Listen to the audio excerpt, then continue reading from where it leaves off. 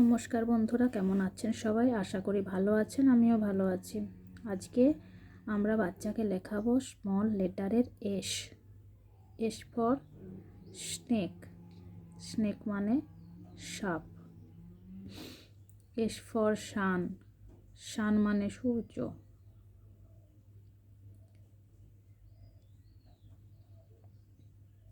তো আমি দুটো দিচ্ছি, মানে দুটো নয়, আপনারা একটু বেশি করে দেবেন বাচ্চাকে বাড়িতে প্র্যাকটিস করানোর জন্য।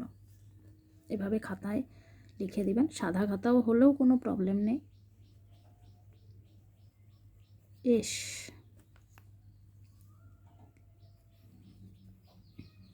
S for snake. স্নেক মানে সাপ। তো এরপর 4 লাইন্স কপিতে আমরা কি লিখব? এইভাবে এস লিখব।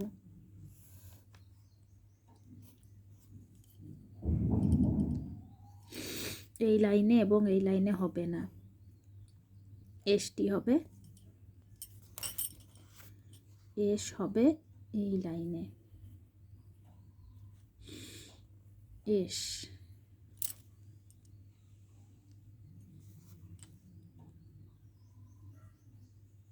S. S for snake. Snake মানে সাপ। S for sun. সান মানে সূর্য। বাচ্চা কিন্তু প্রথমে খুব সুন্দরভাবে লিখতে পারবে না, এইভাবেই লিখবে। আর দেখুন, ক্যাপিটাল লেটার এবং স্মল লেটারের এসের মধ্যে কোনো প্রবলেম হয় না, কিন্তু বাচ্চাকে এই ধরনের খাতায় যখন লেখাবেন তখন একটু প্রবলেম হতে পারে। বিরক্ত না হয়ে বারবার ইরেজারের ব্যবহার করবেন, মোছানোর চেষ্টা করবেন, দেখবেন বাচ্চা লিখবে। এবং বাচ্চার সাথে সাথে আপনিও লেখার চেষ্টা করবেন পাশে বসে, দেখবেন বাচ্চা আপনাকে লিখতে দেখলে অবশ্যই লিখবে। তো এটাই ছিল ভিডিও।